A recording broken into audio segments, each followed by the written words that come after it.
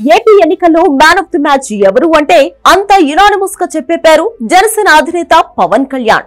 కూటమి గెలుపులో అంత కీలక పాత్ర వహించాడు కాబట్టే ప్రభుత్వం ఏర్పడ్డాక మంత్రివర్గంలో అంత ప్రాధాన్యత పవన్ కు కల్పించారు చంద్రబాబు. డిప్యూటీ సీఎంతో పాటు 6 కీలక శాఖలను పవన్ కు కేటాయించారు.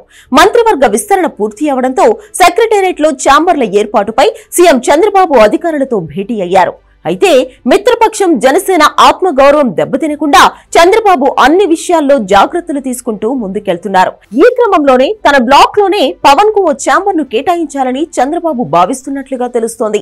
పవన్ కు హై సెక్యూరిటీ ఉన్న నేపథ్యంలో మొదటి బ్లాక్ లోనే కేటాయించాలని సీఎం అధికారులకు ఆదేశాలు జారీ చేశారట.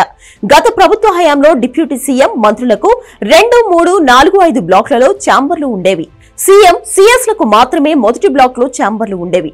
ముఖ్యమంత్రి, చీఫ్ సెక్రటరీలు ఉన్న ప్రాధాన్యత దృష్ట్యా ఇలా బ్లాక్లు ఏర్పాటు చేసేవాళ్లు.